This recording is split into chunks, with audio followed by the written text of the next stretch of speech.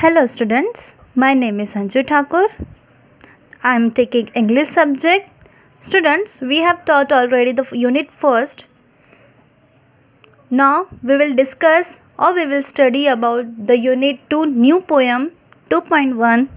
The poem name is The Clothes Line and the poet name of the poem is Charlotte Druitt Cole. Okay, so first I will read the poem whole, then I will explain you each stanza. So shall we start? Okay. Hand in hand they dance in a row, hither and thither and to and fro. Flip, flap, flop, and away they go, fluttering creatures as white as snow. Like restive horses, they caper and prance. Like fairy tale witches, they wildly dance. Rounded in front, but hollow behind, they shiver and skip in a merry March wind. One I saw, dancing ecstatically, struggling so wildly, till she was free. Then, leaving pegs and clothesline behind her, she flew like a bird and no one can find her. I saw her gleam like a cell in the sun, flipping and flapping and flopping for fun. Nobody knows where she no can be, hidden in a ditch or drawn in the sea. She was my handkerchief not long ago, but she'll never come back to my pocket, I know.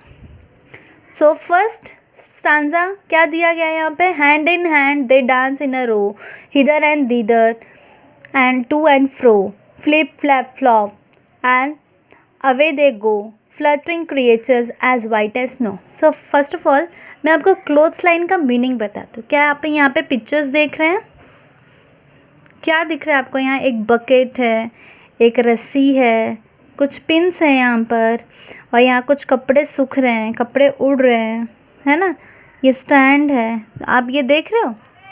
तो clothes line किसको बोलते हैं? Clothes का meaning क्या होता है? कपड़े. और लाइन का मतलब क्या होता है? ये जो डोर है, कपड़े जिसमें हम बांधते हैं, आपके घरों में तो कपड़े बांधते होंगे ना, डोर लगी होगी, तो उस डोर को बोलते हैं क्लोथ्स लाइन. समझ में आया?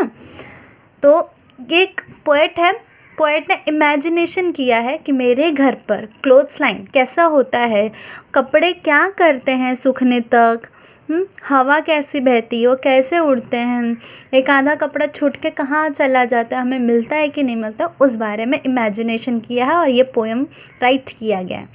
सो फर्स्ट आंसर है hand in hand they dance in a row, hither and thither to and फ्रो.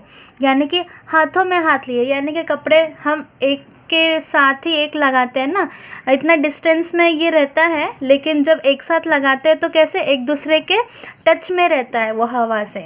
ठीक है, तो वो डांस कर रहे हैं. क्या कर रहे हैं? डांस कर रहे हैं. इधर एंड यहाँ वहाँ उड़ते हैं. टू एंड फ्रो यानी कि आगे पीछे. फ्लिप फ्लैप फ्लॉप ये एक वॉइस है कपड़े की, जैसे कि फड़फड़ाना. कपड़े कैसे हवा से फड़फड़ाते हैं? अवे दे गो यानी कि वो अपना प्लेस चेंज करते हैं, विंड के अकॉर्डिंग वो अपना प्लेस चेंज करते हैं. ठीक है, तो यहाँ तक समझ में आपको. 3 लाइन. 4th लाइन है fluttering creatures as white as snow. और फ्लटरिंग यानी कि फड़फड़ाते हुए, जैसे कि जैसे कोई जानवर आता है तो कैसे आवाज़ करते हुए, ऐसे ये फड़फड़ाते हुए डांस करते हैं. तो आपको फर्स्ट स्टांजा समझा आपको? ठीक है, move in the next stanza. Like restive horse, they caper and prance. Like fairy tale witches, they wildly dance. Rounded in front, but hollow behind, they shiver and skip in the merry March wind. Like restive horses. Restive यानी कि जो दौड़ लगाते हैं घोड़े, उसको restive horses बोलते हैं. और कैपर एंड प्रांस बहुत मस्ती करते हैं. यहाँ पे कैपर का मीनिंग दिया गया है स्किप और dance about in a lovely playful manner, यानी कि खूब मस्ती करते हुए हॉर्स के तरफ फड़फड़ाते हैं. लाइक अ फेरी टेल विचेस दे वाइल्डली डांस, यानी कि हवा में ऐसे उड़ते हैं जैसे परियां. कैसे? वो आपको विचेस मतलब वो चुड़ैल जो हम लोगों ने कार्टून्स में देखा है, जो बीच में ऐसा झाड़ू लगा के उड़ती थी, उसको विचेस बोलते हैं. तो उसके जैसे ये उड़ती रहती है. क्या उड़ते हैं? कपड़े उड़ते हैं. Rounded in front but hollow behind, सामने भी दिखते हैं और गायब भी हो जाता है, यानी कि उनका प्लेस क्या होता है, एक्सचेंज होता रहता है यहाँ से। दे शिवर एंड स्किप इन मेरी मार्च विंड, यानी कि जैसे हवाएं जैसे बहती हैं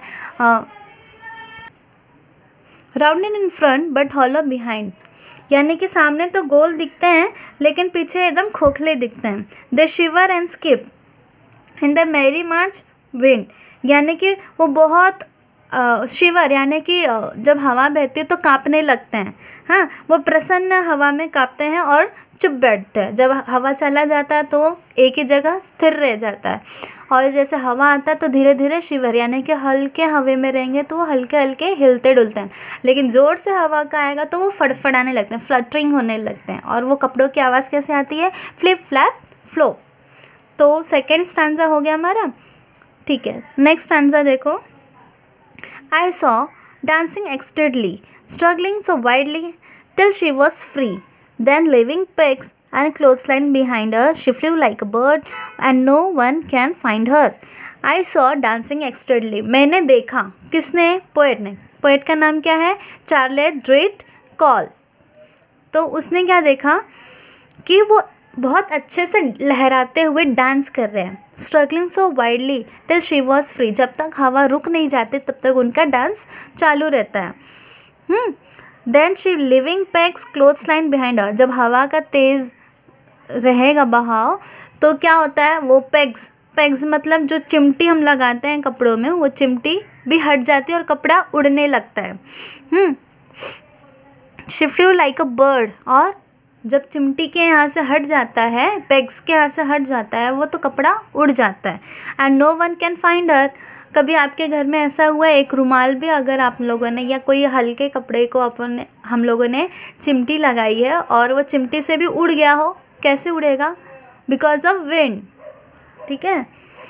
आई saw her gleam like a sail in the sun, मैंने ग्लीम यानी यहाँ ग्लीम का मीनिंग नहीं है, लेकिन ग्लीम का मतलब एक शाइन होता है। I saw her gleam like a sail in the sun, वो सन की रोशनी से वो कपड़े में बहुत चमक रही थी। Flipping and flapping and flopping for fun, मस्ती के लिए फड़फड़ा रहे थे वो। फ्लिपिंग फ्लैपिंग फ्लॉपिंग एक वॉइस नेम है कपड़े की फड़फड़ाने की।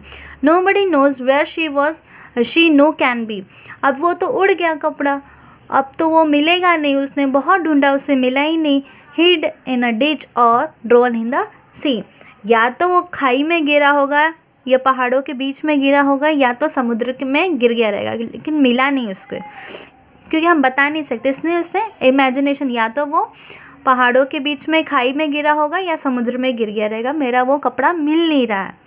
और वो कपड़ा कौन सा था, she was my handkerchief not long ago, और उसका क्या था, वो हैंकरचीफ यानी कि रुमाल था। But she will never come back to my pocket I know, लेकिन वो मेरा हैंकरचीफ उड़ चुका है, मुझे मिल नहीं रहा है, अब मुझे लग रहा है कि वो दोबारा मेरे पॉकेट में आने वाला नहीं है। आई नो, मुझे पता है। तो ये क्या है स्टूडेंट्स, एक इमेजिनेशन पोएम है। आप भी अपने घर में देखो, ध्यान से देखो, मम्मी तो कपड़े फैलाती होंगी ना धुलने के बाद, आप देखो उनका इमेजिनेशन पोएट का क्या था, क्या कपड़े सच्ची में फ्लिपिंग फ्लैपिंग फ्लॉपिंग होते हैं, फड़फड़ाते हैं या उड़ते हैं।